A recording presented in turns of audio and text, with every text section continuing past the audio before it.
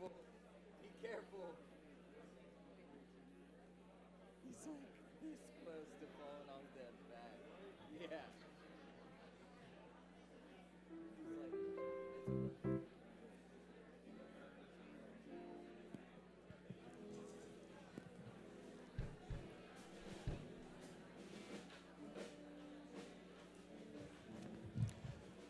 it's If everybody could start to be seated, we're going to start on time.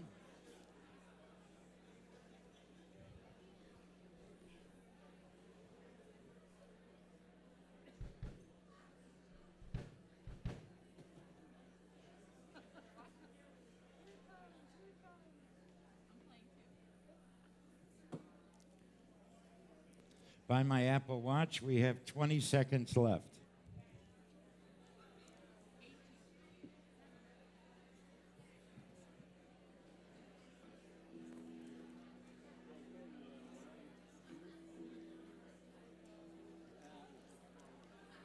Five, four, three, two, one.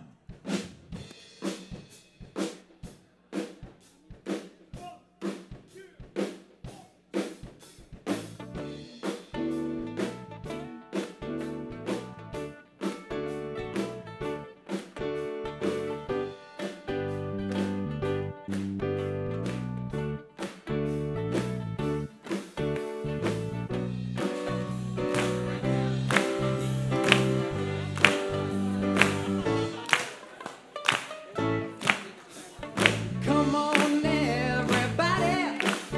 It's time to raise your hands. Rejoice, rejoice, sing and shout. Come on and join the band. Come on, everybody. Tonight's a special night. Now we'll bring the new year in, and it'll show us to the light. 'Cause tonight we might find a little peace of mind. Hey, hey, hey. Hey, hey, hey. Hey, hey, hey. Hey, hey, hey. Hey, hey, hey. Hey, hey, hey. 'Cause tonight we might find a little peace of mind. The eagle flies on Sunday. Let the prayers begin. Let's make a little chupa. We'll let the bad air out and let the good air in. Come on, everybody. We get to sing along.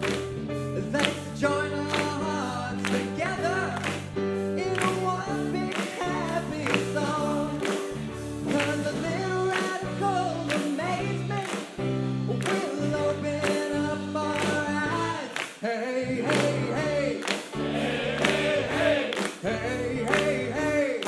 Hey, hey, hey. Hey, hey, hey. Hey, hey, hey. Hey, hey, hey. Hey, hey, hey. A little radical amazement will open up our eyes.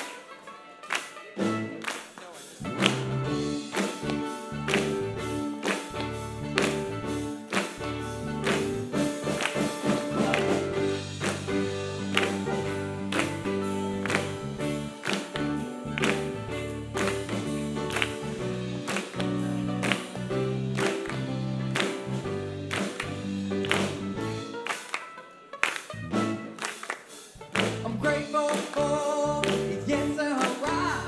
I'm grateful for yes and so. And I'm grateful for the things I have. And I'm grateful for the things I don't. I'm grateful for being alive. I'm grateful for this New Year's night. I'm grateful for the light and the dark. I'm grateful for no place to park tonight. We might find a little peace of mind. Hey, hey, hey. Hey, hey, hey. Hey, hey, hey. Hey, hey, hey. Hey, hey,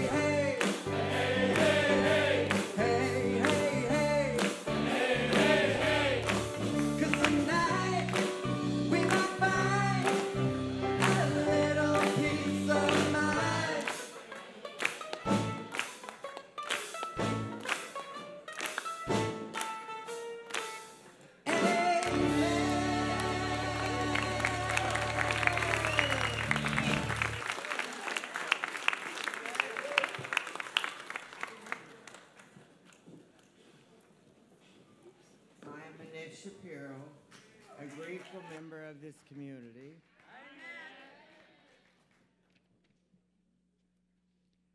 And I welcome all of you to our own synagogue, to Bet Teshuvah.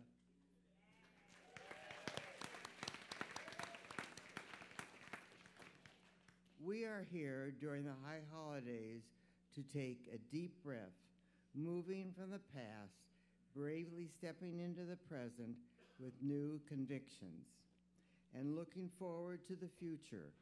We see the yesterdays, todays, tomorrows, and recognize the differences in our lives.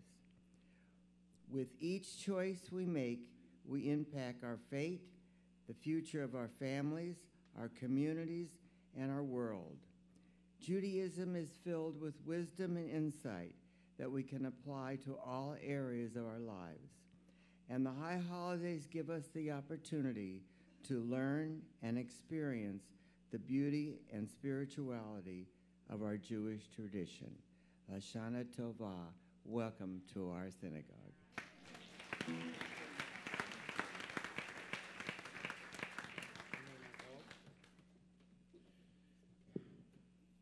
We're going to continue our service with Hine Matov and a Nigun done by the choir and the band. And our cantorial soloist, one of them, oh, both of them. We have both of them up there. We have Rachel and Nate.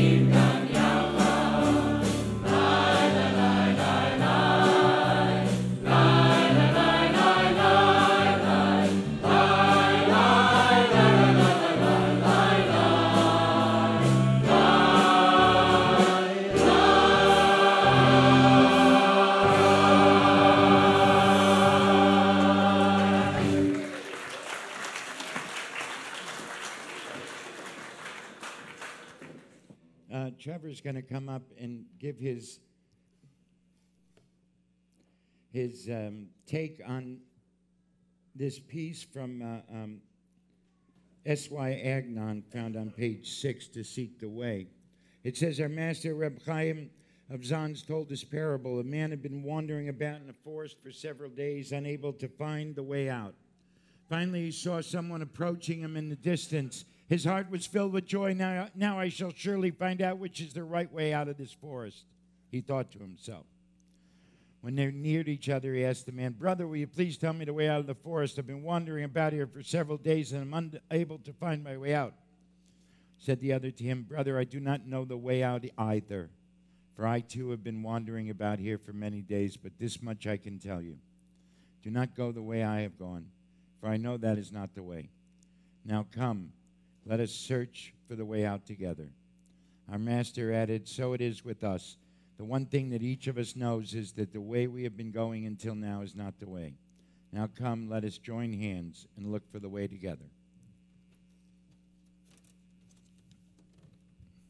Hi, my name is Trevor, and I am a grateful member and resident of this community. Hey, Trevor. In March of last year, my life was forever changed when I witnessed the tragic death of my partner, Sam.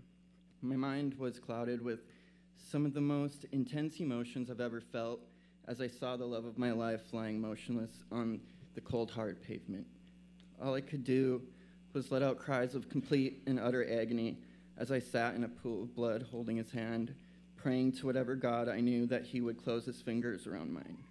Staring into his lifeless eyes was the final clue that my beloved Sam was gone, ripped away from me in an instant. I began to feel my body shutting down as I prayed to wake up from this horrific nightmare. In that moment, I had lost any will I had left to live. My trauma led me to believe that God wasn't real, and if he was, he definitely didn't love me. How could a kind and loving God take away the one person I loved most in this world? I had begun to resent the very idea of a power greater than myself. Losing Sam left me with a hole in my heart and a pain I never could imagine possible.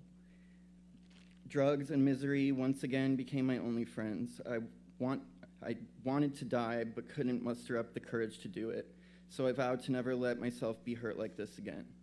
I became incapable of loving myself, let alone anyone else. I was determined to allow my past to dictate my future. I was angry with the world because I felt it owed me something for the suffering I had to endure. I wanted you to feel sorry for me, but I didn't want to listen to what you had to say because I was comfortable in the self-pity and loneliness I had surrounded myself with. I despised the person I had become and had no respect for my own life. I refused to believe there was a chance of a better life out there for me. With my mind shrouded in grief, I was convinced that the emotional baggage I carried would be too overwhelming for others to bear, so I wouldn't allow anyone to get close to me. Fortunately, the God I once despised led me to the doors of Beit Shuvah. I was hesitant at first. How could anyone possibly understand what I've been through? Could this place really help me when others failed? I decided to give my life a chance and went in skeptical, but with an open mind. Unbeknownst to me at the time, I was also suffering from what is known as terminal uniqueness. Stubborn as I was, I felt the universe wronged me more than anyone else and that no one has ever experienced pain like I have.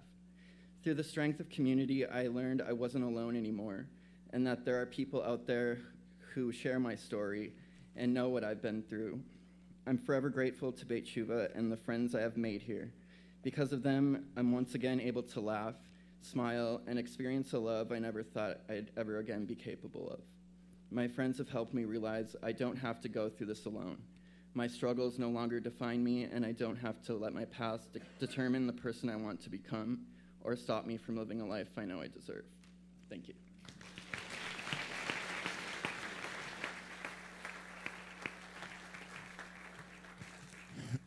Now we continue with the Ma Tovu on page 9.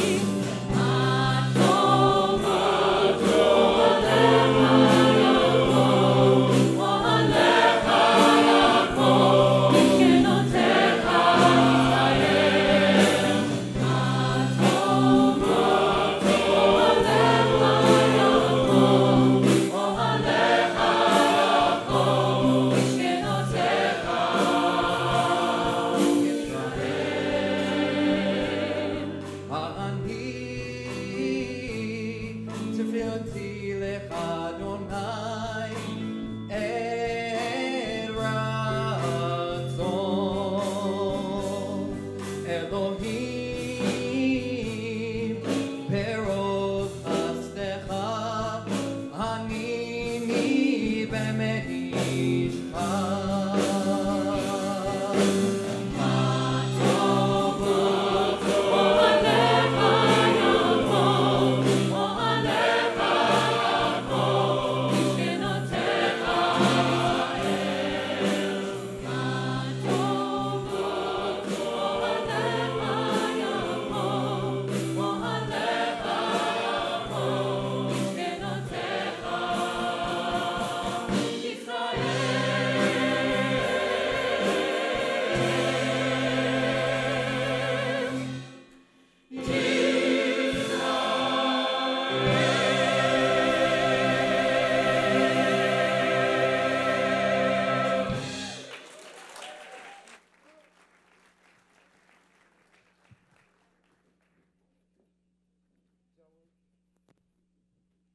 We're here.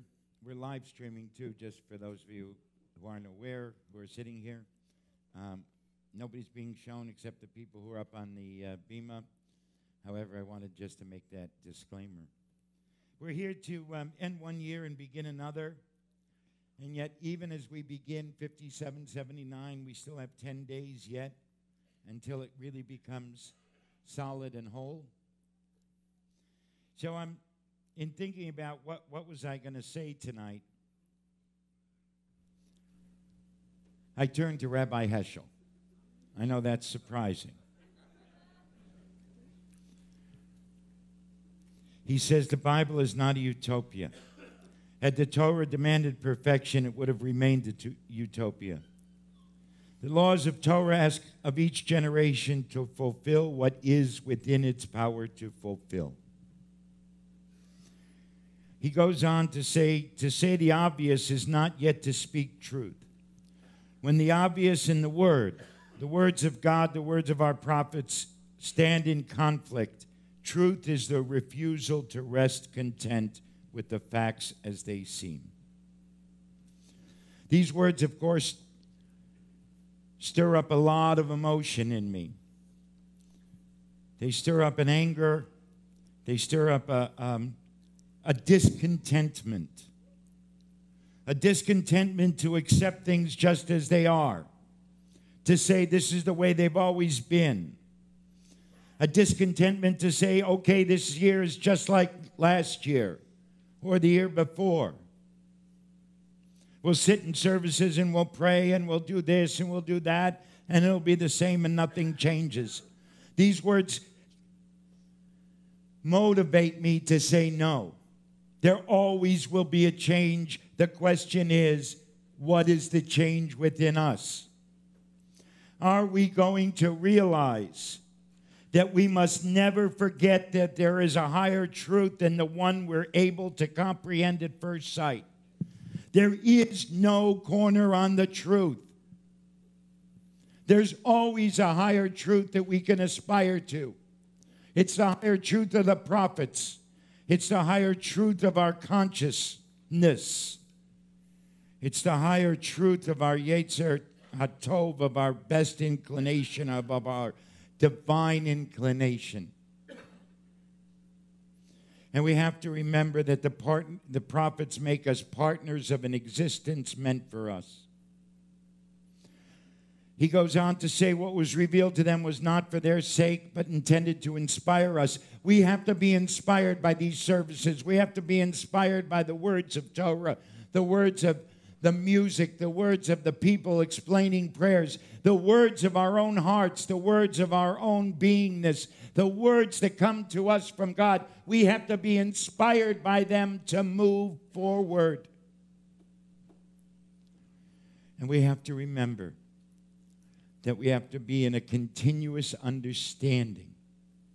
Because, as Rabbi Heschel says, to disregard the importance of continuous understanding, always growing it, is an evasion of the living challenge of the prophets, an escape from the urgency of responsible experience of every person. No matter what place you are in, our country and our world, our community is always on the precipice. We always have a choice. Are we going to continue to deepen our understanding and deepen our connections and make it so that life has meaning and everyone matters? Or are we going to disregard people? Are we going to say, no, only my kind matters? A few years ago, I had Father Greg Boyle, could be a rabbi, and Reverend Mark Whitlock speak at our services. People said to me, what are those people doing at our time, at our services? And I said, who better? We can't look for the differences. We have to. Our continuous understanding has to make us see the similarities. Injustice to one is injustice to all. Let's take these 10 days. Let's look at ourselves. Let's see how we've been more just in this past year and make the plan to be more just, more connected, more loving, more seeking of higher truth and continuous understanding in 5779. Amen. We're going to continue with the Shehecheyanu, the prayer of gratitude for reaching this time.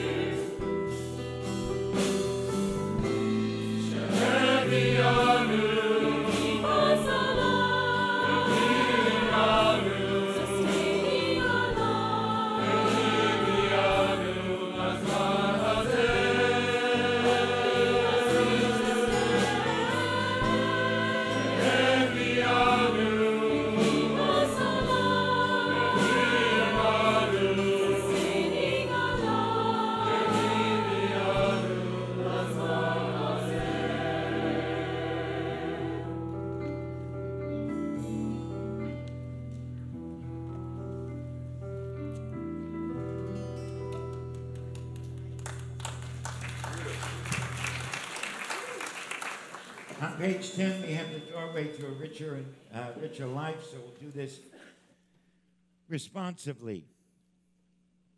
May the door of this synagogue be wide enough to receive all who hunger for love, all who are lonely for fellowship. Your turn.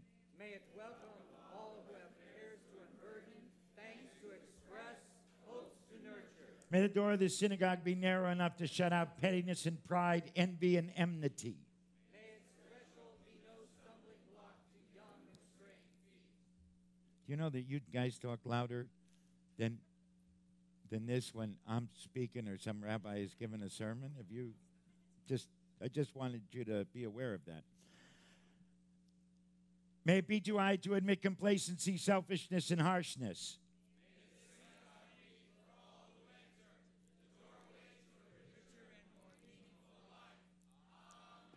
Okay, Amy's going to come up and give her explanation of this.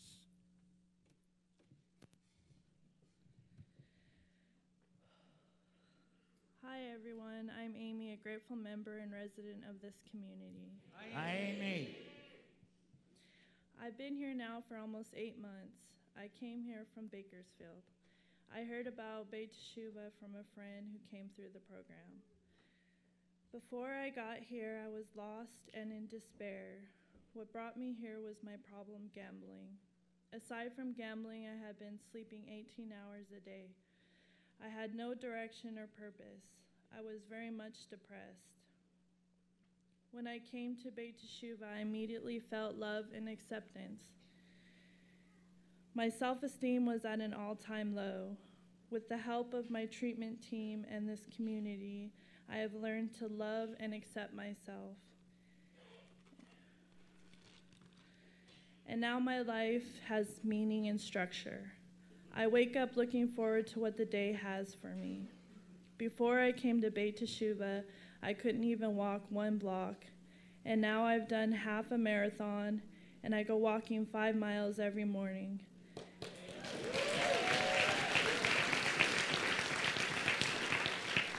I also do the Culver City stairs. So far, I've lost 45 pounds. I'm also attending Santa Monica College, where I'm taking a class on career planning. Before, I told myself I would never go back to school because I was afraid of failure. Now I'm more confident and sure that I'll succeed.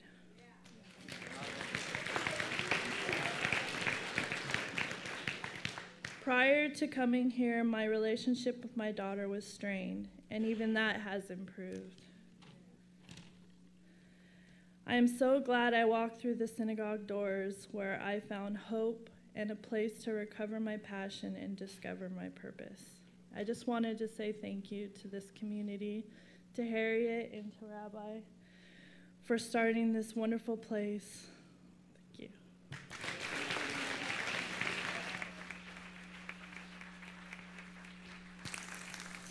So every Friday night we do Mizmor Shir, of course, and at the end of it is Tzadik HaTamar, and Philip A. is going to do explain what that means.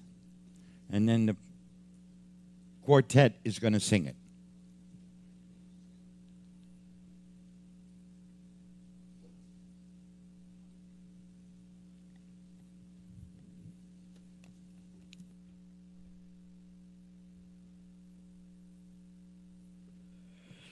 Hi, I'm Philip. I'm a grateful member of this community, a resident at this facility. And don't I look angelic in this robe?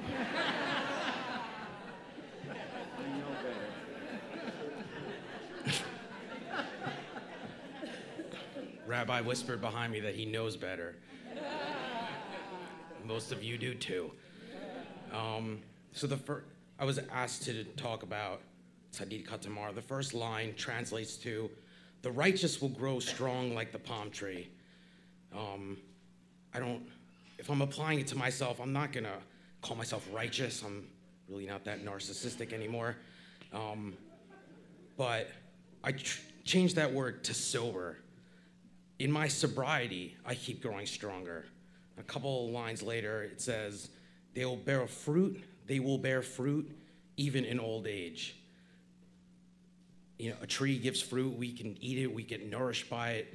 The more I get sober, the stronger I get in my recovery, the more I can give back, the more I can give out to the people, you know, my friends, my people in my community, people in recovery.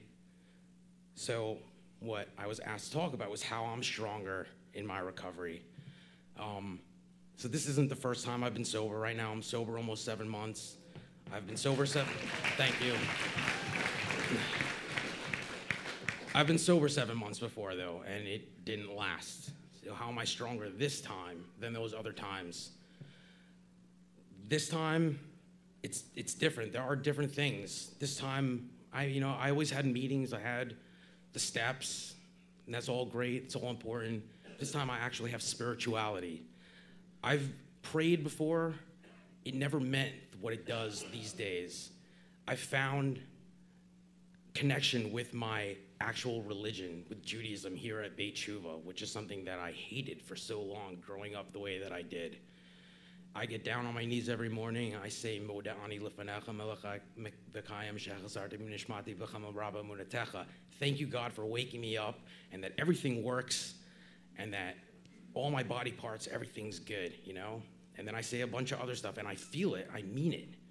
That never happened before. The other part that I have differently this time than all those other times is that I'm actually being true to myself, true to what I want out of life, going for my real goals. I was always just coasting before, never actually trying to achieve things. Right now I'm in school, going to get my KDAC at West LA. I'm in Freedom Song, trying also to maybe join the acting world, who knows? And that it's all possible because of my recovery and what I've learned here at Beit Tshuva. So what I hope for you in this new year, for all of you, is that you should all grow in your spirituality and be true to yourselves. Thank you. Great job, Philip.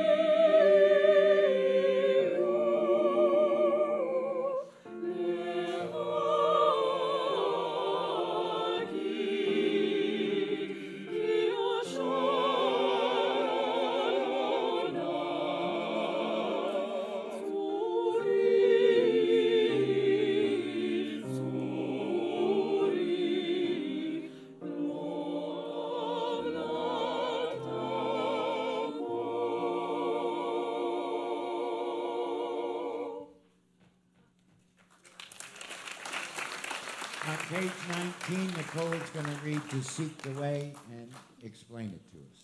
My name's Nicole. I'm a grateful member and a resident of this community. So this is a poem by Aaron Zeitlin. If you look at the stars, praise me, says God, and I will know that you love me.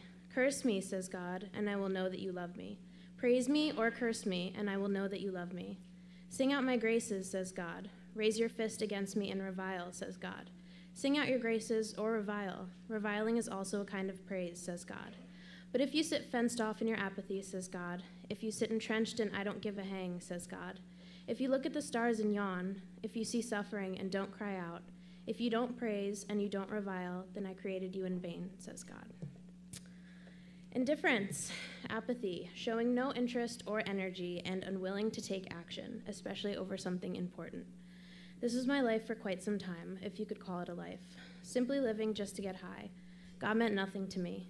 Good or bad, I never cried out for his guidance, or with hate, I was indifferent. I ran my own life, which led me into a dark hole, which I'm sure many of us who live in this house can relate to. It's not until I was forced into willingness, not by anyone or anything, not by any circumstances or consequences, but truly a desire to live.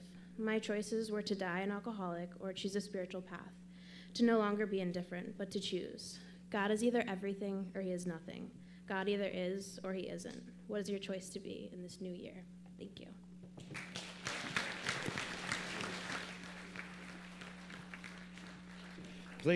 Please rise for the Baruch Hu on page 18.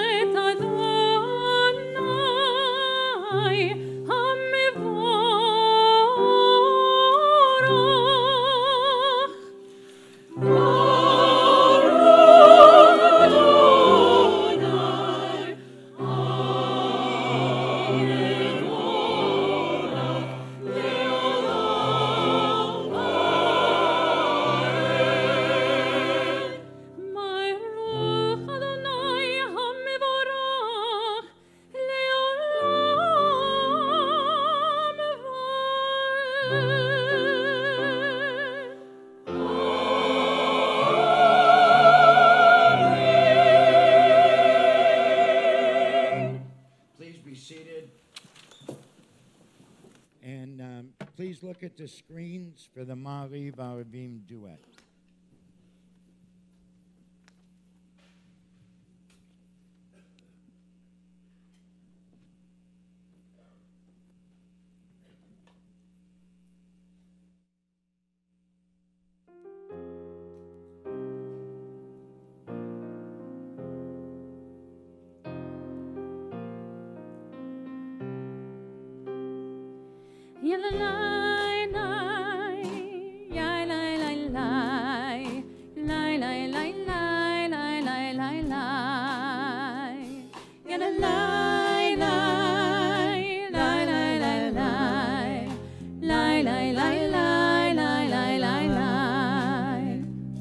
With a word, evening is spoken. With a word, our floodgates open, and our stars have been aligned. Yours to sparkle, mine to shine. Umavir yom, umevi laila, umavdil bin yom, uve laila. Umavir yom, umevi laila, umavdil bin yom, uve laila. Rolling light away from darkness, and darkness away from light. It's the sacred separation. Only if we know sorrow can we know elation. Umavir yom, umevi laila, umavdil bin yom, uve laila. Umavir yom, umevi laila, umavdil bin yom, uve laila.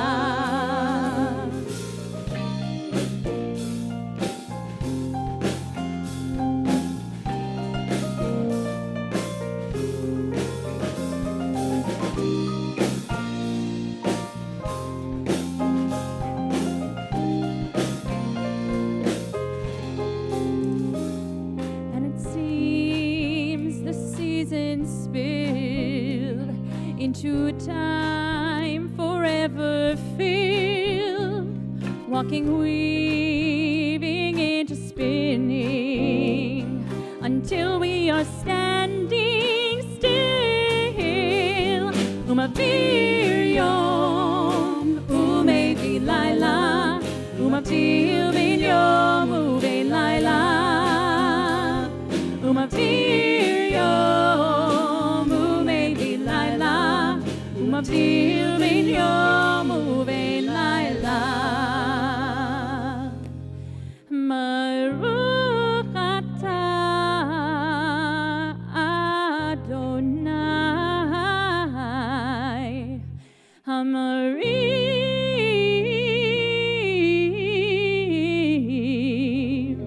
Haravim.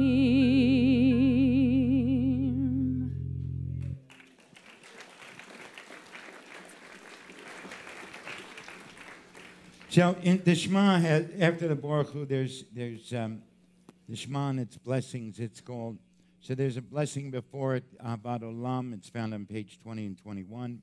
And Miriam is going to explain what it means for God to express love. Hi, I'm Miriam, and I'm a grateful member and resident of this community. So, Ahavat Olam is a transitionary prayer that is surrounding the Shema. And essentially, we are turning to God and we beseech of God to arouse our hearts to love and accept us into the covenant of commandments that will strengthen this partnership between us and God. Connecting with God and others is possible. It's all about speaking one another's love language. There are many forms of connection between God, and in the book, The 5 Love Languages, How to Express Your Heartfelt Commitment to Your Mate by Pastor Gary Chapman, there are 5 main languages of love. One of the 5 characteristics is words of speech. There's a section of Ahavat Olam that stood out to me specifically. When we lie down and when we rise, we will meditate on your commandments. In the time of year when we vow to return to God, we realize that God similarly desires to be one with us. This connects in the concept of the second love language in the realm of gift giving. Many people connect with their beloved through gifts. This can be noted in the physical as well as in the realm of godliness and spirituality as a whole. The gift we've been granted is the ability to connect with our higher power consistently and on a daily basis. There are structures in place to efficiently allow this relationship to flourish and permit us the existence of this gift. When we entail ourselves of this, the love we will obtain is immeasurable. The Torah, prayer, and inner meditation are examples of gifts we have of connection. If we did not have the ability to connect with one another, ourselves, and the divine connection, there would be in essence no higher power to life. The third love language is quality time. Spending time with your loving partner, family, or holy relationships that we revere. Expending time as well as energy into relationships with family, friends, mentors is a form of involvement in showing we care for one another. Quality time is a cardinal aspect of this, as it facilitates growing closer to our family members, many of which we have forced away throughout our addictions. My relationship with my mother has not always been an easy one. There have been many ups and downs, but love was present through it all. Through the depths of our relationship, we've gone through it together. In the heart of my addiction, I try to numb myself and unlearn the ability of loving. I would avoid spending time with my mother despite the depths of emotion I always have held for her in my heart. The way my mother feels most loved is with quality time spent in each other's presence. Many of us pushed away family members in the heart of our usage, whether it be drugs, alcohol, or other addictions. We held these things sacred over true holiness. The magnitude of our connection with family, holiness, and the divine is ultimately more significant than isolation and self-numbing.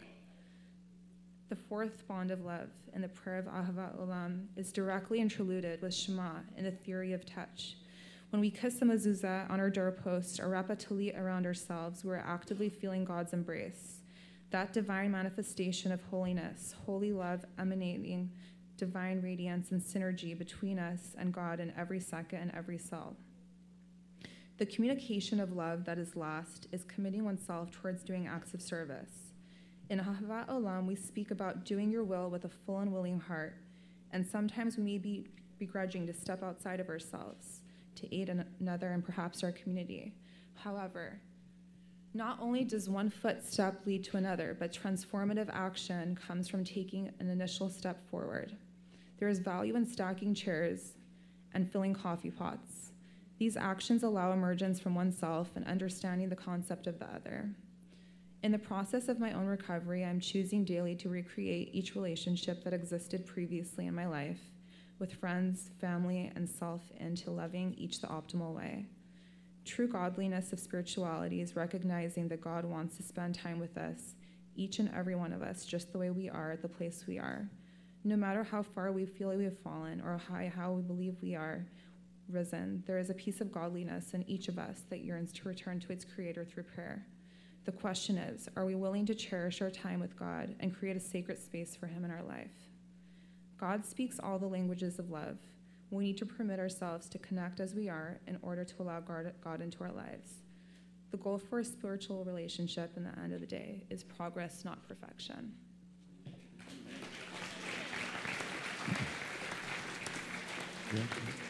And we're now going to have the Ahavat Olam Son.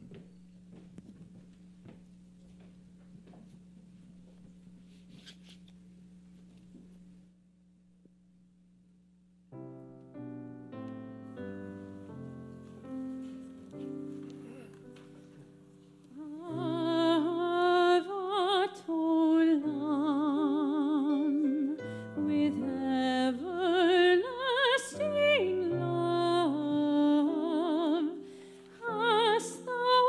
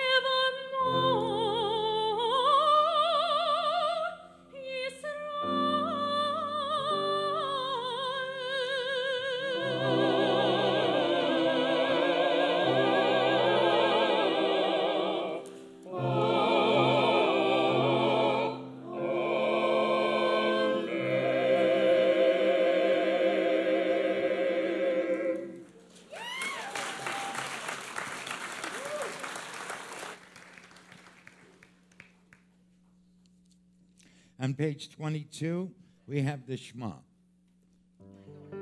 I don't know, where are you going? Isn't she great?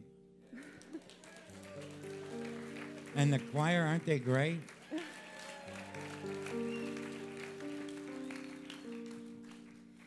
Shema Yisrael, Adonai Eloheinu, Adonai Echad.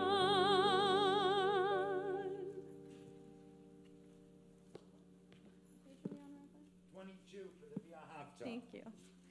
ואהבת את אדוני אלוהיך You can join בכל in. לבבך ובכל נפשך ובכל מאודיך והיו הדברים האלה אשר אנוכי מצווך היום על לבביך ושיננתם לבניך ודיברת בם בשבתך בביתך ובלכתך בדרך ובשוכבך ובקומך וקשרתם לאות על ידיך והיו לטוטפות בין עיניך וכתבתם על מזוזות ביתך ובשעריך. So the V'ahavta is a great prayer. It's got wonderful things. And for me, the thing is, how do I live it? So Josh is going to give us an idea of how to live it. Hi, everybody. I'm Josh. I'm a grateful member of this community and a resident. Hi. So the V'ahavta starts in the translation with, "You shall love the Lord your God with all your heart, with all your soul, with all your might." And I don't think I ever did love God.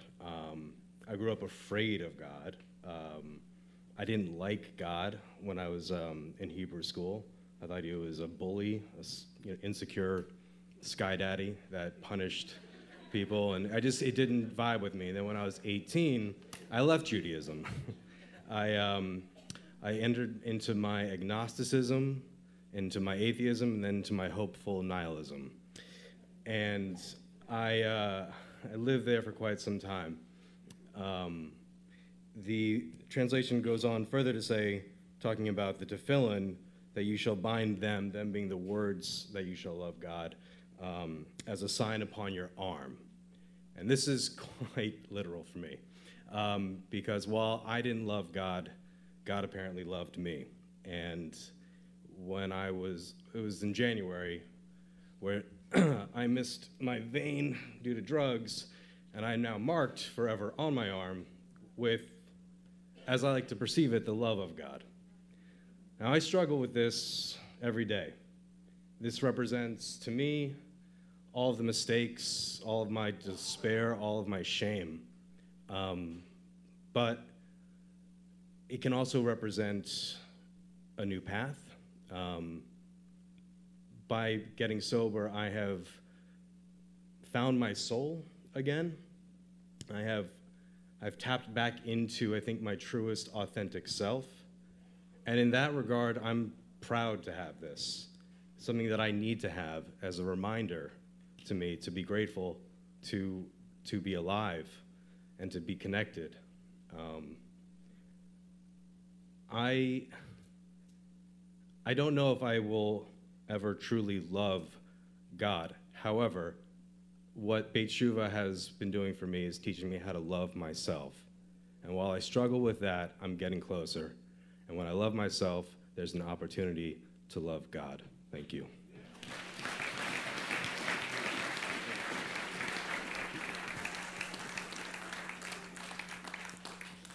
On page 26 is the third paragraph of the Shema, and it's got this great line.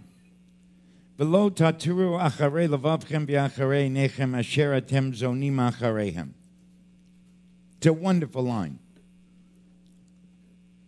We even made up a song about it. James Fuchs created it. And we're going to do it in a minute. Oh, and Laura Baggish.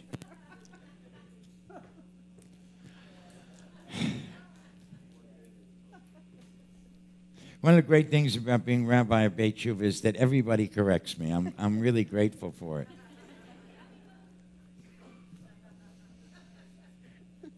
I really am. But it's an interesting thing. My rabbi and teacher says, lo taturu means don't be a tourist. And the literal translation is don't be a scout after your heart and after your eyes, because you will whore yourself after them. A zonah is a prostitute. I'm not swearing, I'm only translating. I just want everybody to know. So think about this. My heart and my eyes are not going to tell me always the next right thing to do.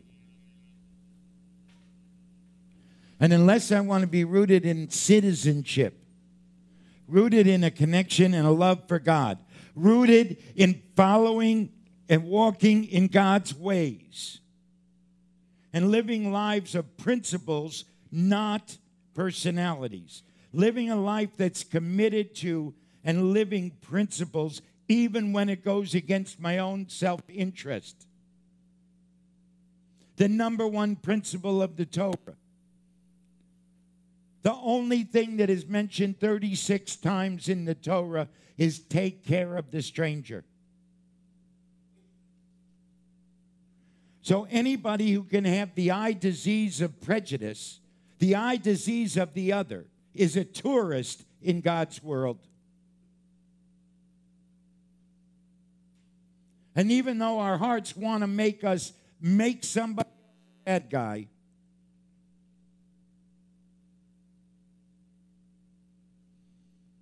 when we do that, we're whoring after our hearts and our eyes. This year, let's commit to be more citizens. Let's commit to live principles. And let's commit to care for the stranger, not push him away. Lo taturu.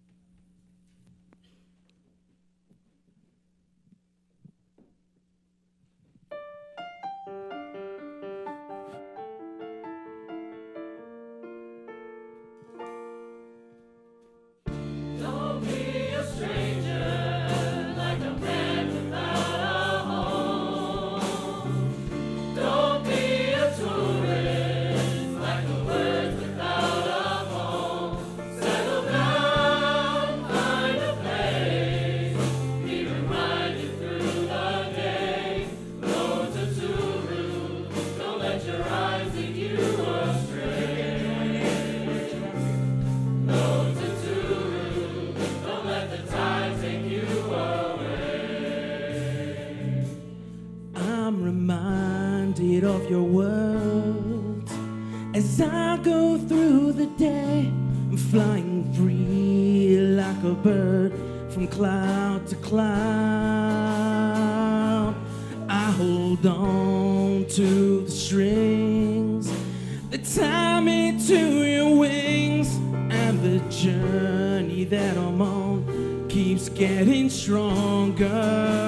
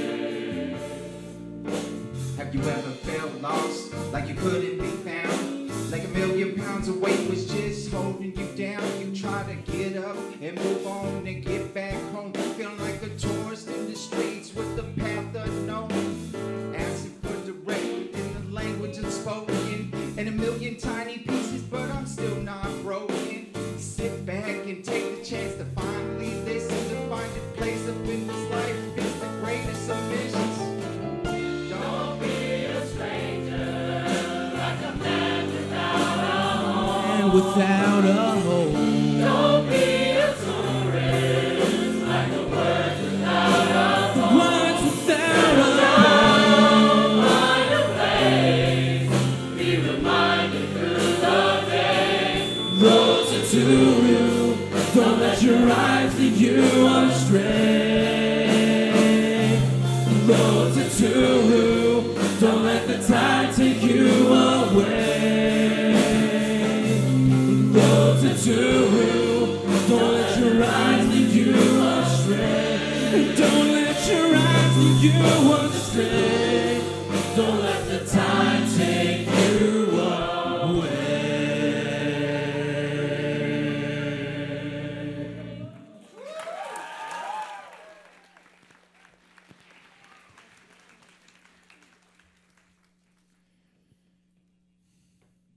So on page 29 is the Michamocha. The Michamocha, of course, leads us in. It's the prayer that really is about Yetziat Mitzrayim. Leaving Egypt. Leaving Egypt is a central part of our story.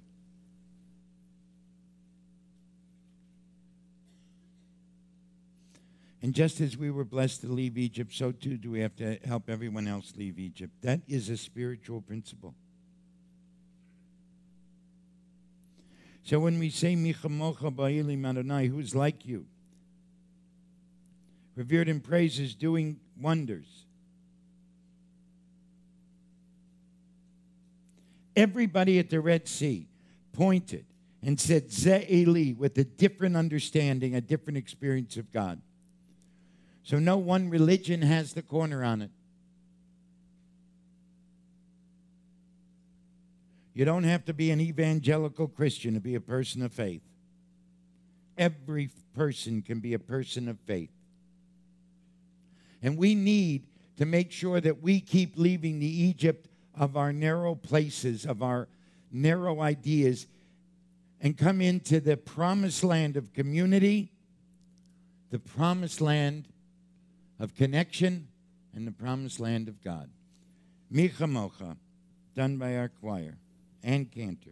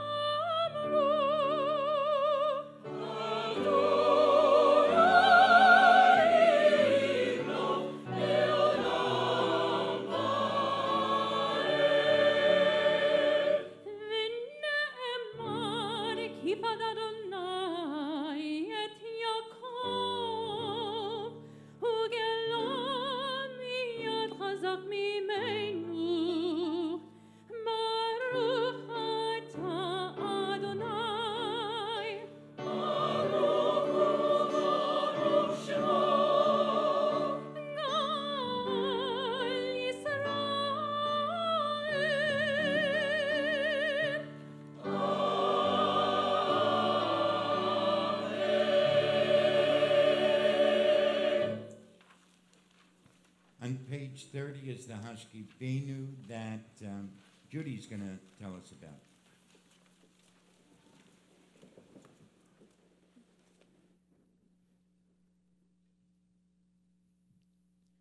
Why don't you take? Okay.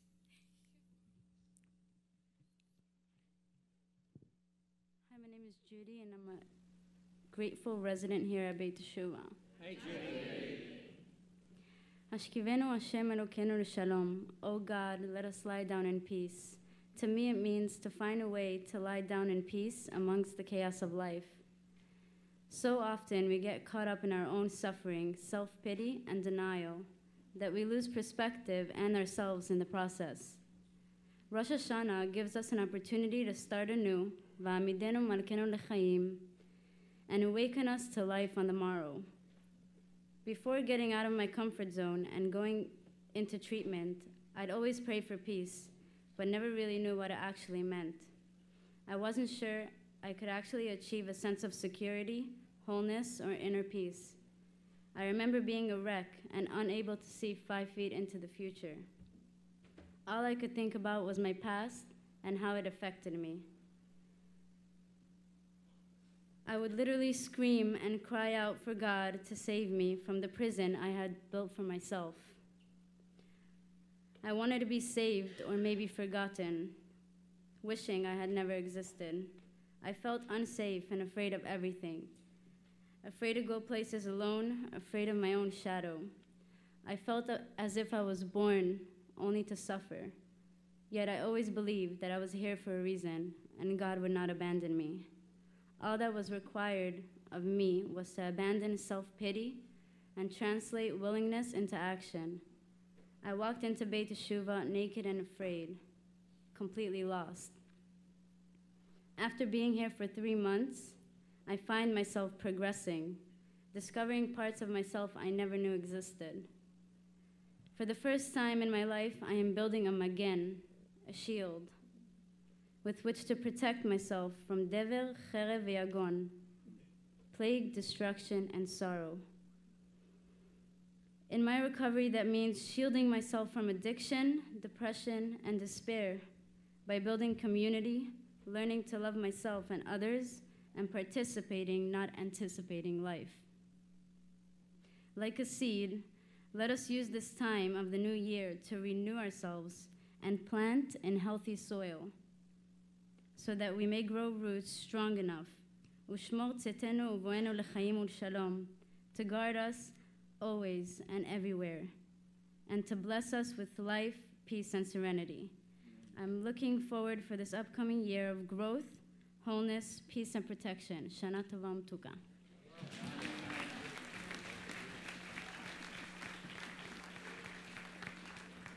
Now our choir and cantor are going to sing the Hashkivenu.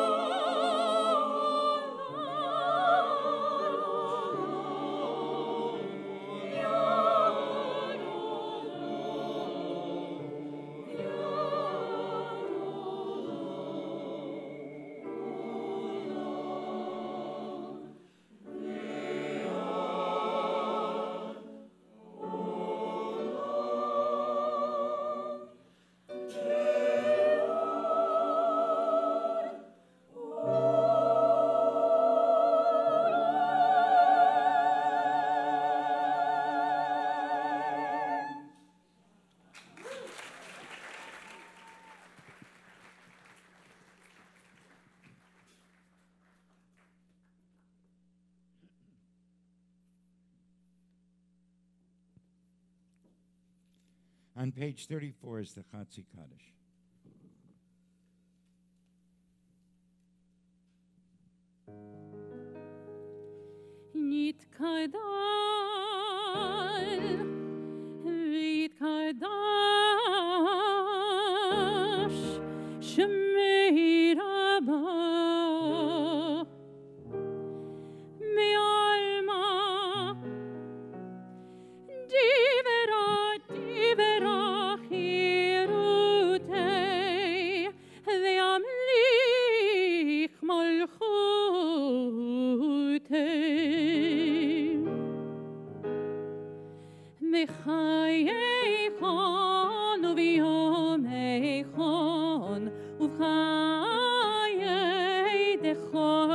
ישראל וחיי דכל בית ישראל בגלה בגלה ובזמן קריב ובזמן קריב ובזמן קריב ויאמרו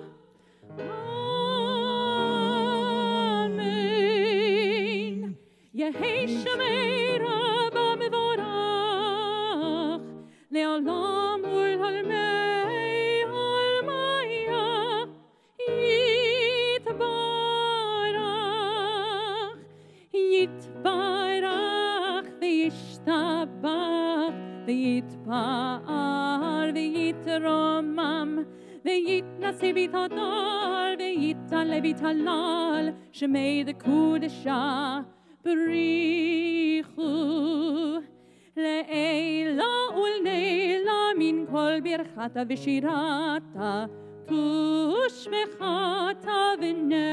ונחמתה דמירן בעלמא דמירן בעלמא ויאמרו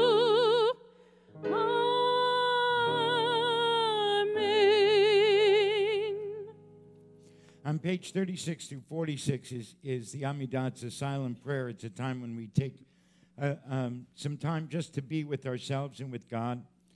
And you can rise, you can sit, you can pray these prayers, you can pray your own prayers. What's important is that we take a few moments and we just connect. We've been impacted by all of these beautiful and wonderful drashot. The important words that everybody has spoken, the power of the prayers from the cantors and the choir. Now it's time to let it all sink in. There is no one way to do it. We don't want religious behaviorism or spiritual plagiarism. So whatever way you feel comfortable, let's take these moments. Page 36 to 46 in the prayer book. Your own prayers. Rise, be seated, but let's take the time.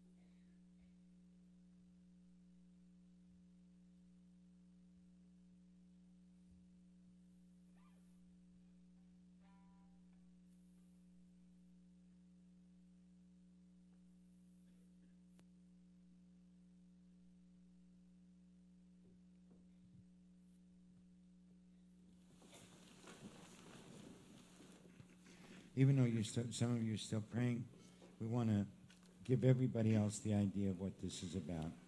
So Nathan's going to lead us in Lord, Prepare Me.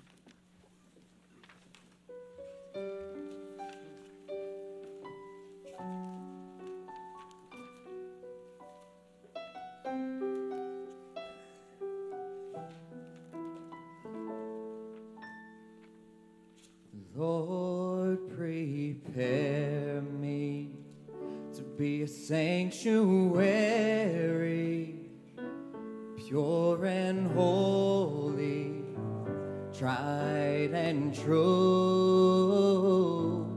With thanksgiving, I'll be a living sanctuary for you.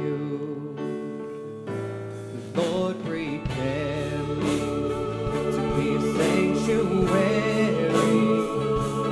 pure and holy, tried and true. With thanksgiving, I'll be a living sanctuary for you.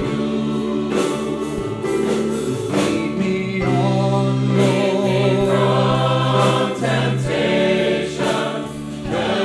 Purify me from within. It is you, Lord, who knows my weakness, who gives me strength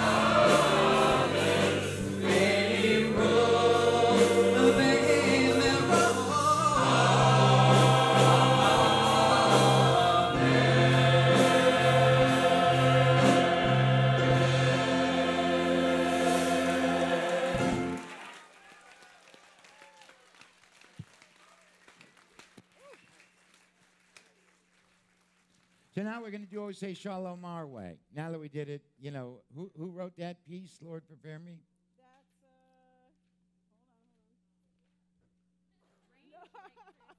Oh, it's arranged by Chris Hart, but I don't know who wrote it. Oh, I don't know.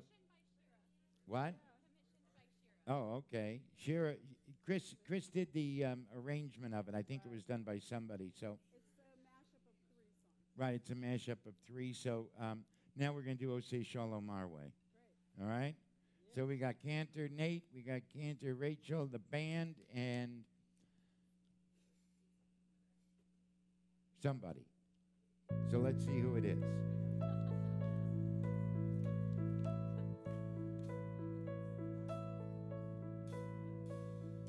Oh, say shalom bimromav, hu yaseh shalom aleinu.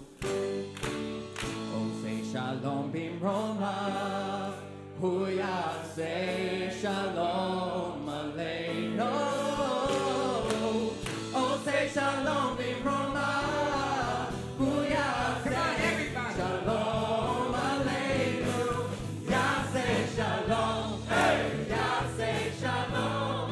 Shalom Aleinu ve'akol Yisrael. Yaseh shalom, yaseh shalom. Shalom Aleinu ve'akol Yisrael. Oh, say shalom b'mromav, hu yaseh shalom Aleinu. Oh, say shalom b'mromav, hu yaseh shalom Aleinu. Oh, say shalom b'mromav. Come on, you guys, get up, get up, come on. Shalom, everybody up. Yaseh shalom, hey, yaseh shalom. Shalom aleinu ve'akol Yisrael. Yaseh shalom, yaseh shalom. Shalom aleinu ve'akol Yisrael. Said I entered the shoe, didn't think that I can grow. 2 months later on stage, here we go. Entered the shoe, didn't think that I could grow. 2 months later on stage, here we go. At the shoe, and we all so close. Every weekend at the beach, we be doing the most. Classes in the day, meetings at night. Chilling at the Roxbury, looking so tight. I thank the man upstairs every night, cause my mind and my body got me feeling so right. I'm getting high off life, and he cuts through my pain and my sorrow like a knife. The Lord gave me a second chance, so I'ma just kick back and do my. Said the Lord gave me a second chance, so I'ma just kick back and do my. Yaseh shalom, shalom aleinu ve'akol Yisrael. Yaseh shalom, yaseh shalom, shalom aleinu ve'akol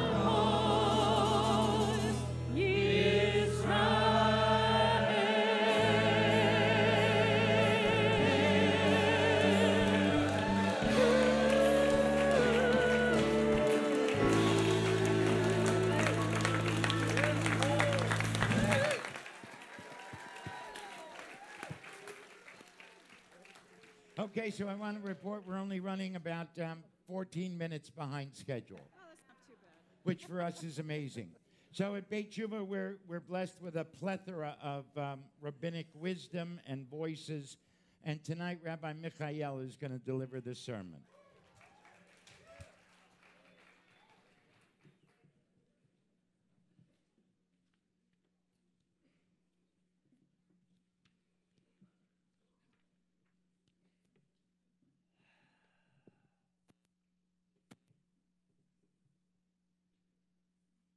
And he could feel himself begin to stir. And he knew he was alive. And there was a body. Yes, yes. And it was part of him. No, he was a part of it. And there was breath. But it was not his. And it was breathing him. and he was beginning to breathe. And there was movement. Movement around him and in him. And there was cold. But just for a moment, now there was warmth. And it was dark. There was darkness all around. His eyes were closed, but he could sense life around him.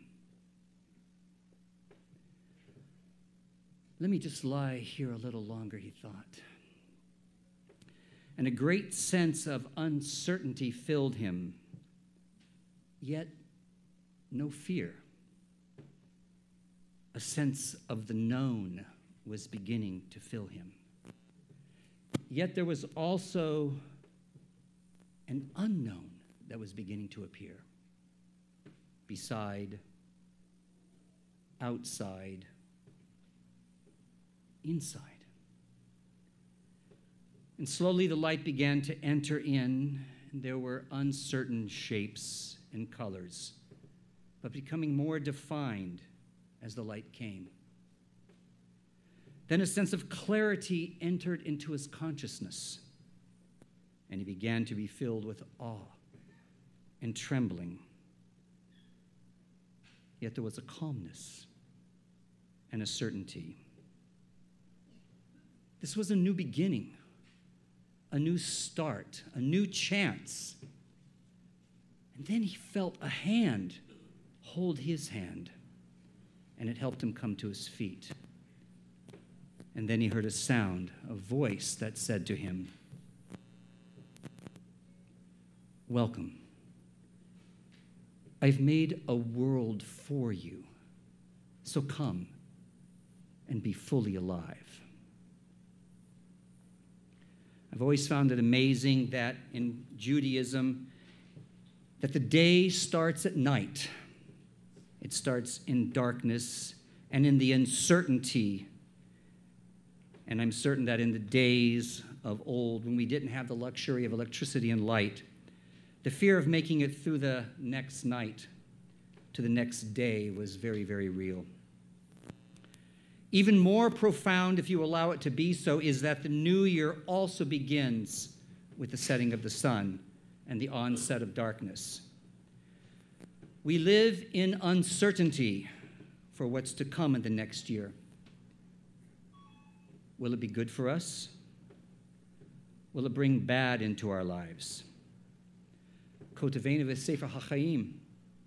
The Talmud tells us in Rosh Hashanah on page 32, it uses the metaphor of names being described in one of the three books in order to describe the uncertainty of what lies ahead in the coming year. It should be no surprise that the rabbis chose the Torah text for the day of Rosh Hashanah, which we'll read in the next couple days. Day 1, we hear about Adonai's remembering of what he said to Sarah, the birth of Isaac, the banishment of Ishmael and Hagar, his mother, and God, that is Elohim's hearing the voice of the young Ishmael, and the comforting reassurance of the God of creation. On day 2, the testing of Abraham and the binding of Isaac. I believe the two main players about whom we should pay closest attention to in these texts are Ishmael and Isaac.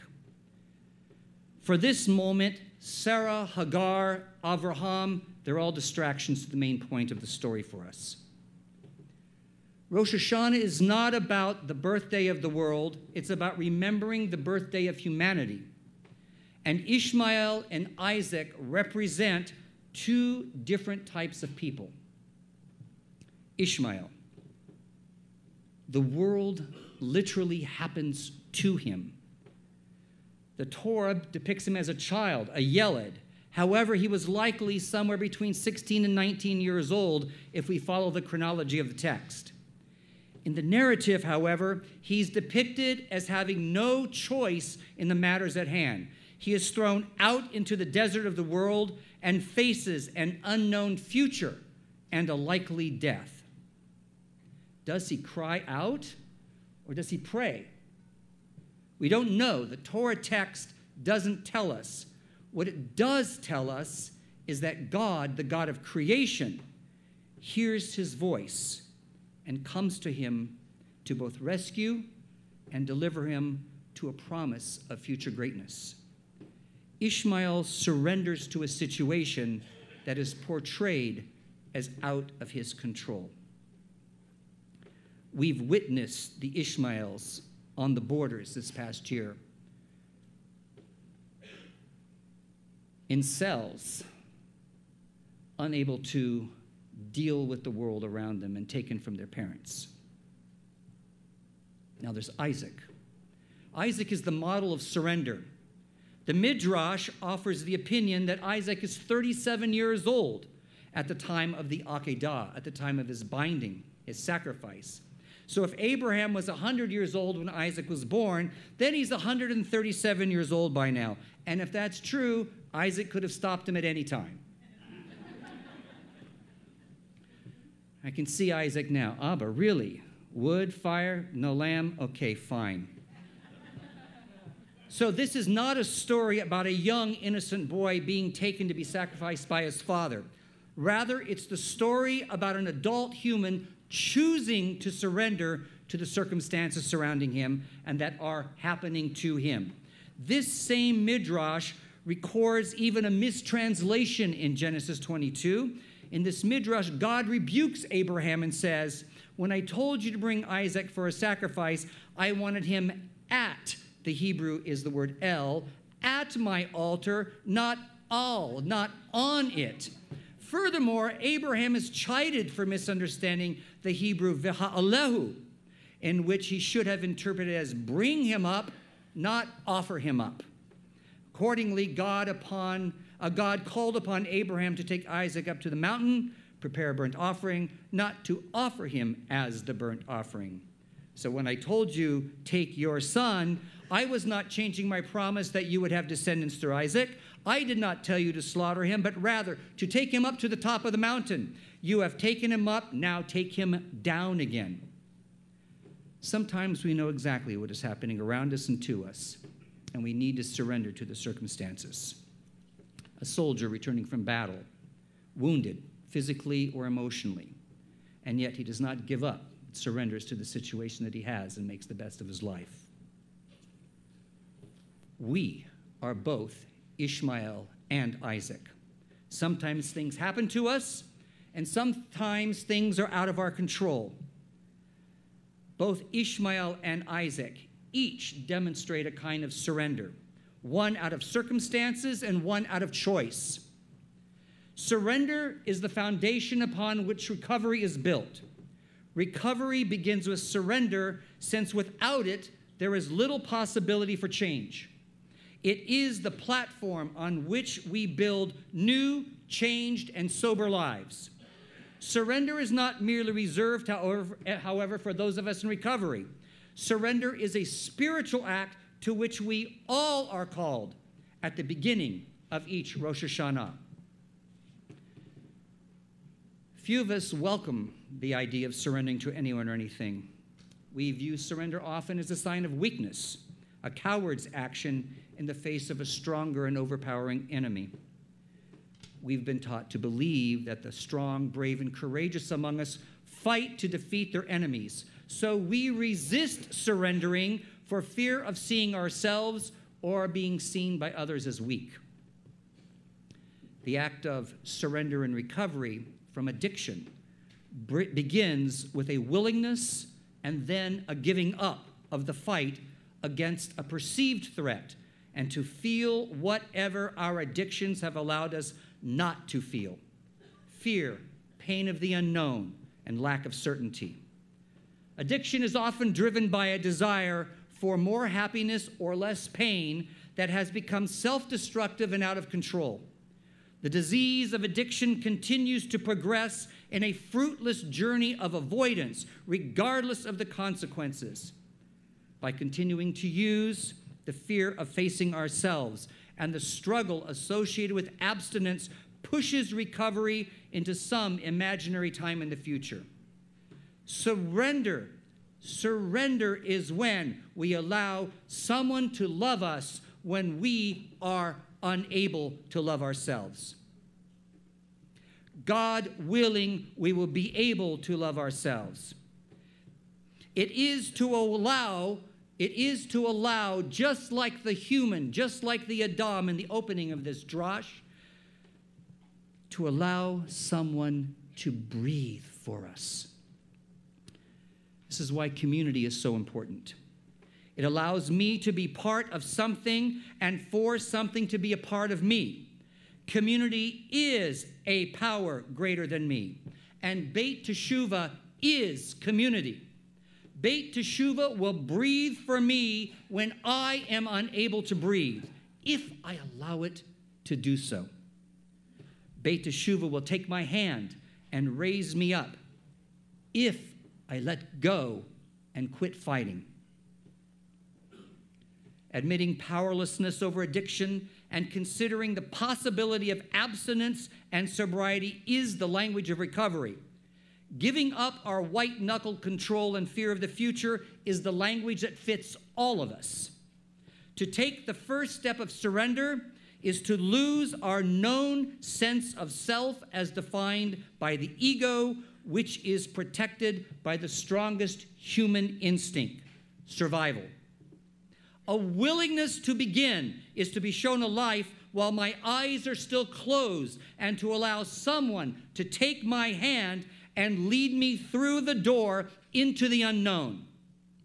It is to admit that I am afraid, and that is an enormous act of courage, an enormous act of hope, an enormous act of trust. The paradox is that taking the first step, a surrender of pride and admission of defeat, leads us to a life of freedom.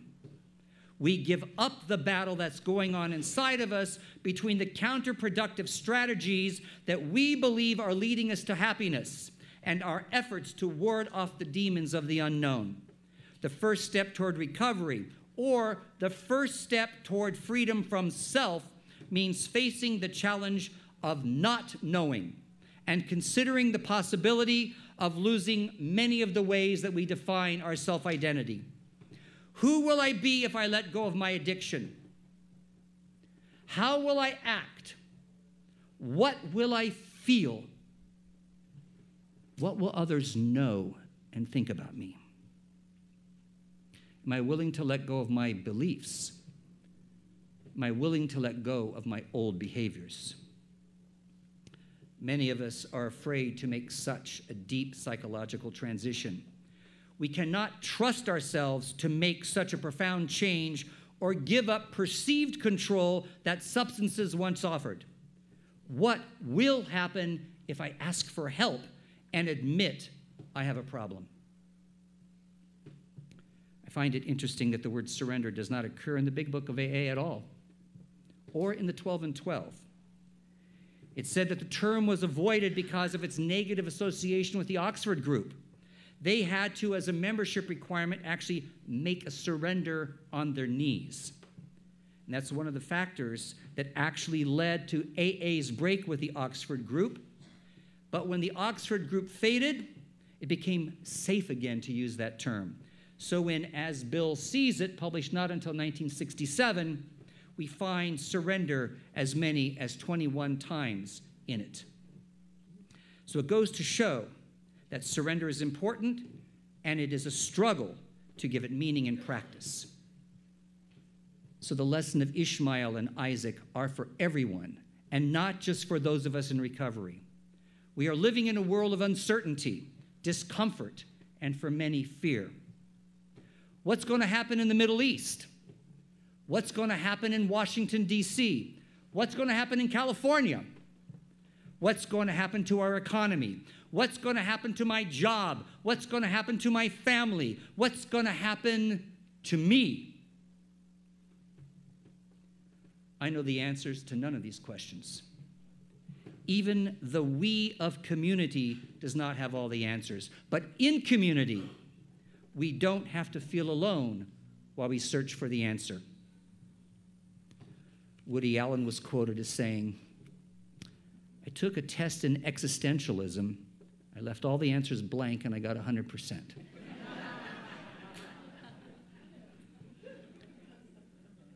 Albert Einstein said, "I must be willing to give up what I am in order to become what I will be."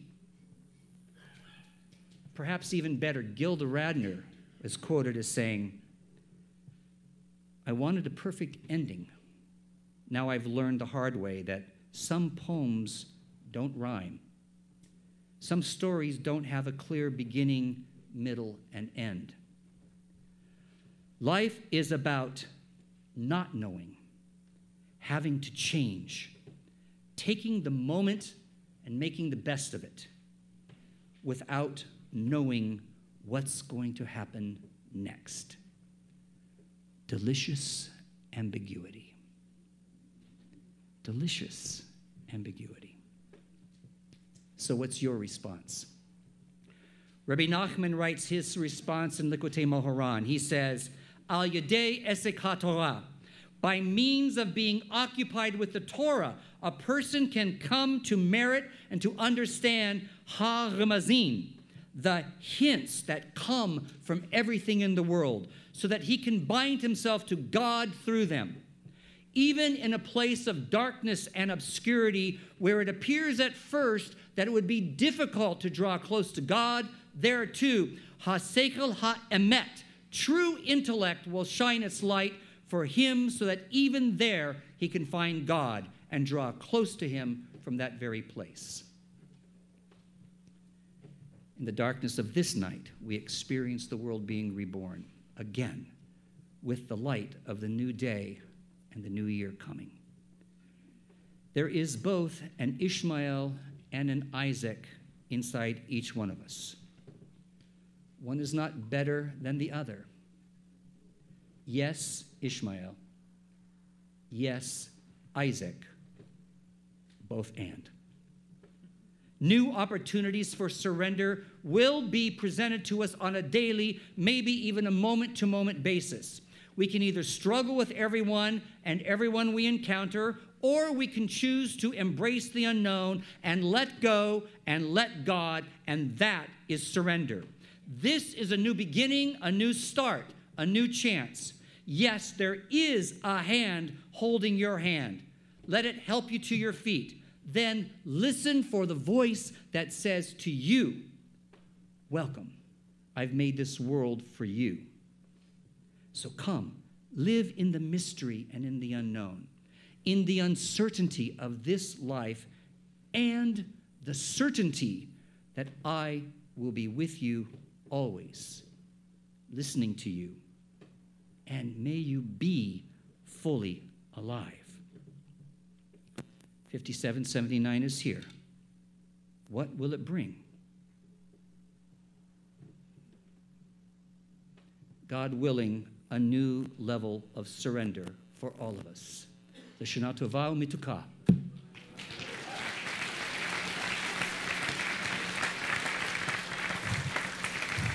Thank you, Rabbi. Thank you for those powerful, wonderful words.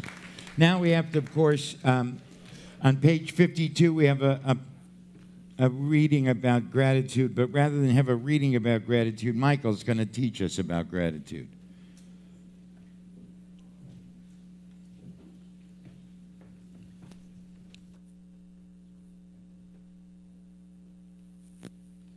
Hi, I'm Michael. I'm a grateful member and resident of this community. And as you can tell from my armpits, I'm a little nervous, so bear with me.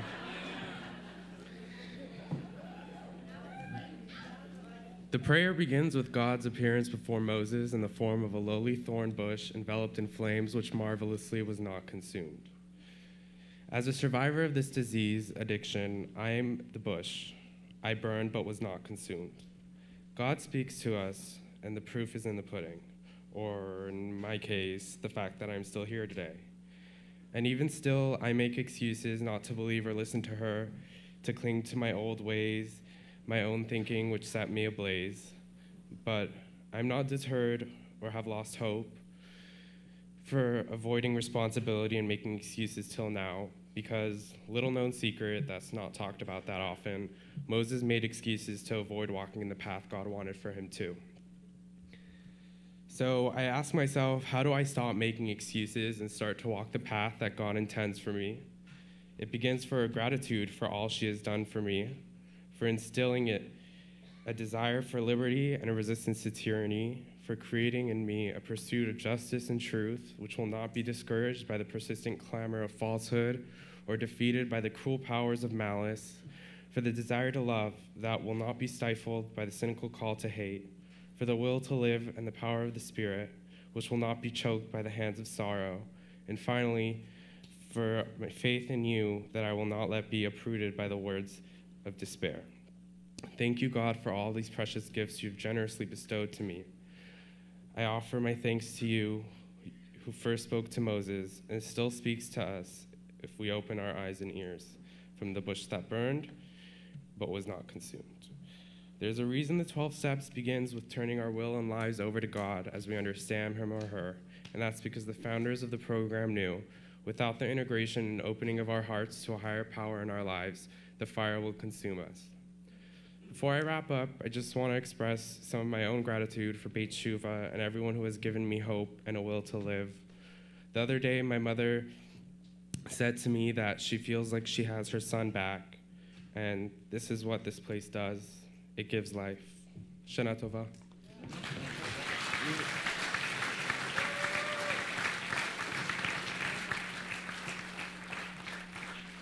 On page 58, please rise for the Aleinu. Susan, you're standing right here. עלינו לשבח לאדון הכל, לתת גדולה ליוצא בראשית, שלא עשנו כגויי הארצות, ולא שמנו כמשפחות האדמה, שלא שם חלקנו כהם, וגורלנו ככל עמונם, ואנחנו קוראים ומשתחווים ומודים לפני מלך מלכי המלכים הקדוש ברוך הוא.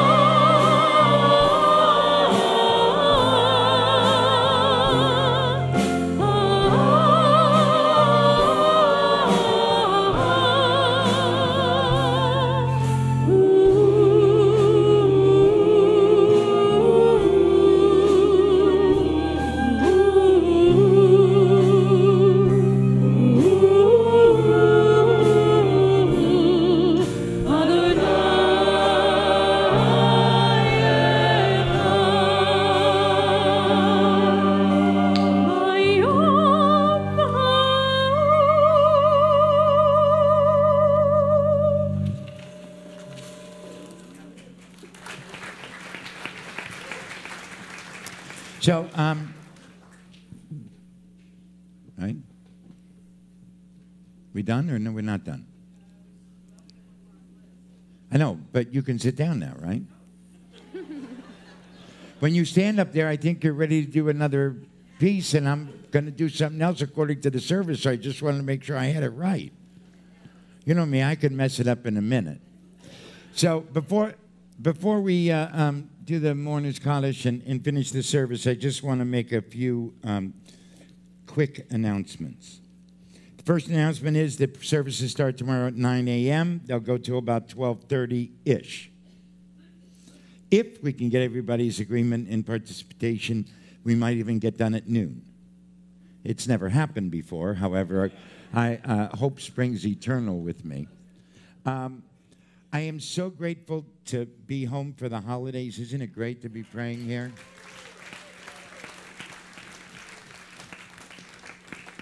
I didn't forget about it when we first started. I just wanted to see how it went. You know what I mean? Just to get the feel of it. And none of it would have happened without Nicole Goodman and Jillian Coventry.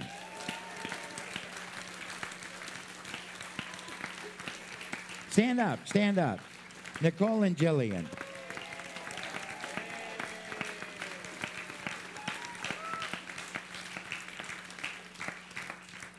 And of course, as we mentioned, Laura and the choir, right?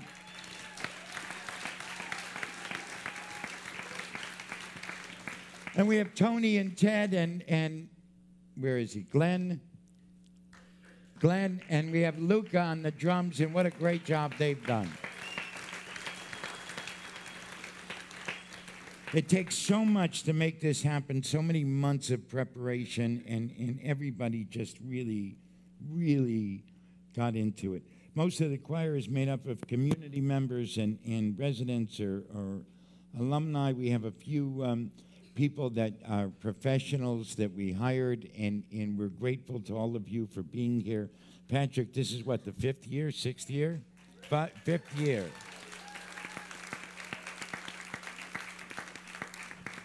And what? Right. So we're so grateful to everybody. And of course to Rachel and Nate, right? I mean, are they great? An amazing, amazing sermon and leadership of Rabbi Michael.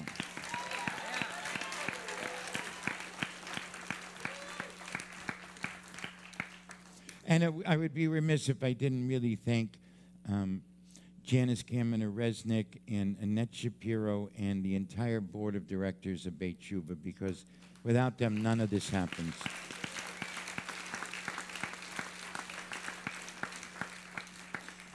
And Harriet's got a little bit to do with it, too.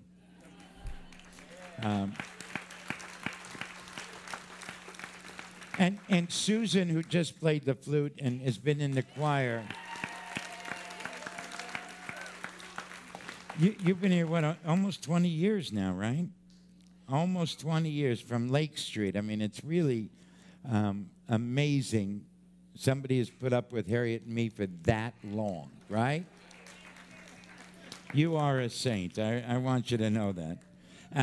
So I ask everybody who's in mourning to rise on page 67 for the 64 for the Mourners Kaddish.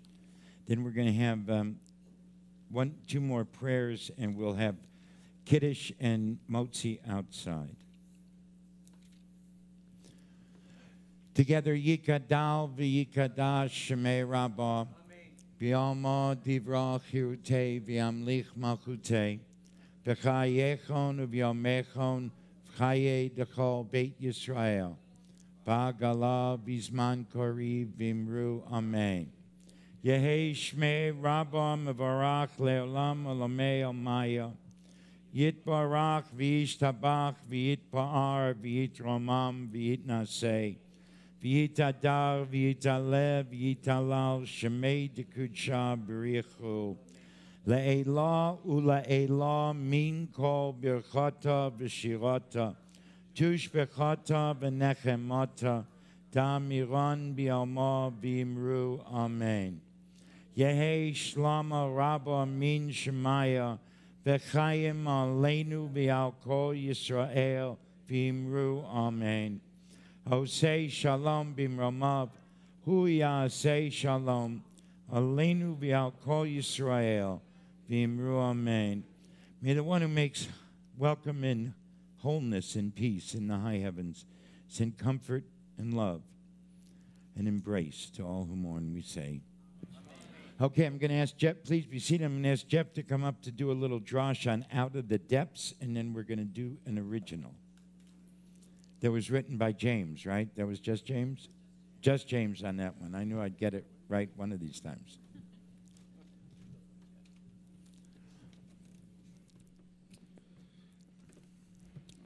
I am Jeff. I am a grateful member and resident of this community. Hey, Jeff.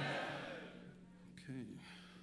So Psalm 130. Out of the depths I call to you, O Lord. Hear my cry, O Lord. Be attentive to my plea. If you kept account of all sins, O Lord, who could survive? But with you there is forgiveness. Therefore we revere you. With all my being I wait for the Lord, whose word I await with hope. My soul yearns for the Lord, more anxiously than watchmen yearn for the dawn. O Israel, put your hope in the Lord, for the Lord is abundantly kind. Great is the saving power of the Lord, who will redeem our people from all their iniquities. Okay, so firstly, this definitely spoke quite a bit to me in terms of calling out for help when you've basically hit your bottom, your last hope, having nothing left to give but prayers of your pain, or my pain, excuse me. For we are all sinners, and no person can truly stand the scrutiny of God and what he represents. Escaping the night as the watchman yearns for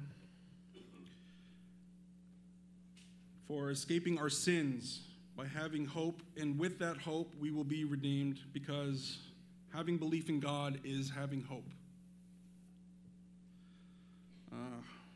So willingness to seek help for me rather than bury my emotions and feelings within myself, allowing them to consume me as they've done in the past, and unfortunately recently at times. So often sinking in depression and negative behaviors and coping mechanisms to numb myself rather than confronting my life, and then shutting me out from my friends and loved ones, where I would purposefully burn every bridge I've put up with people and completely ignore those who have shown me patience, forgiveness, and love, despite constantly pushing them away.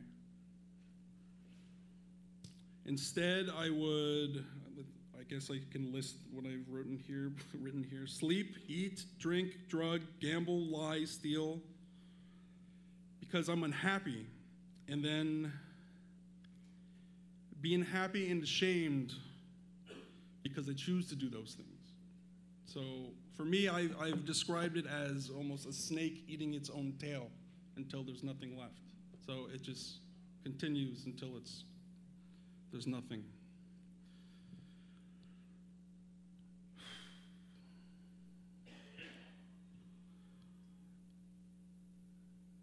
I lost my place.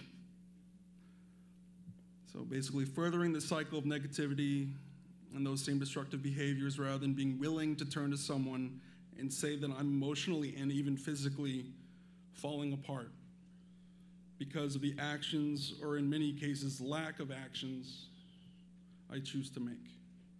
So Beit Teshuvah has reinvigorated my ability to have hope, to be willing to acknowledge that I can't do this by myself. It's also given me a community that I can lean on, people I care about dearly, people I can reach out to when I find myself struggling. There have been ups and downs in my time spent here. I've seen and felt great losses.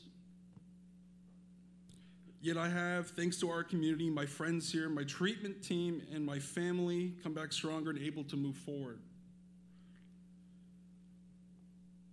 On this new year, I hope for all the best for all of us, as well that we remember that we all matter.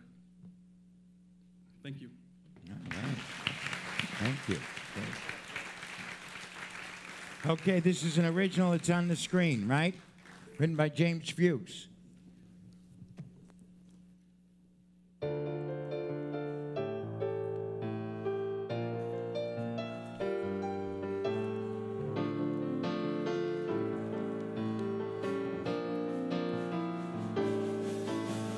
Out of the depths I call you. Out of the depths you hear my cry. Out of the depths you listen. Telling myself I can't survive. With you there is forgiveness. With reverence and hope. With all my heart and soul I wait and yearn for you to show. Out of the depths I call you.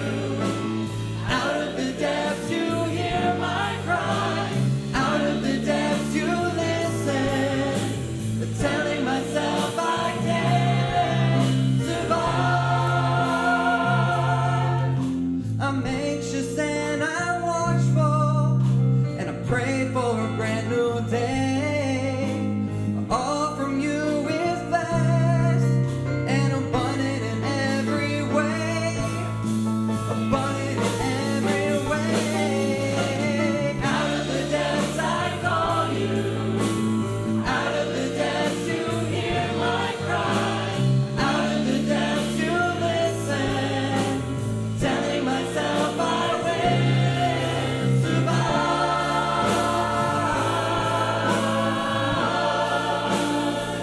I will survive.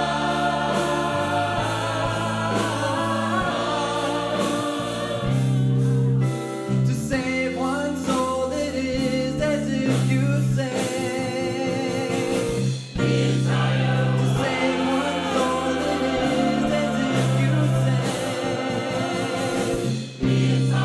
To save one soul, it is as if you say. To save one soul, it is as if you say.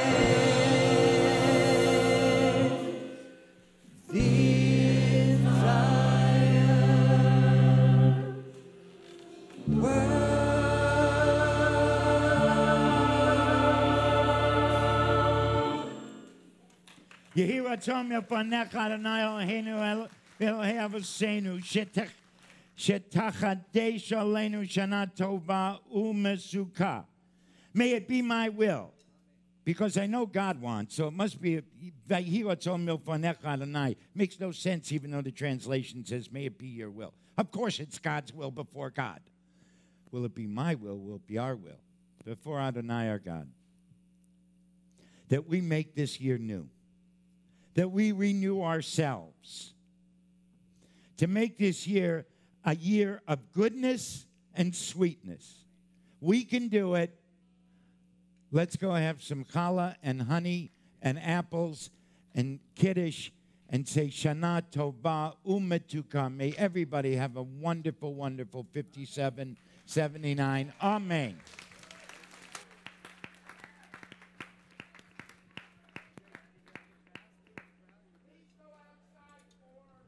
Apples and honey.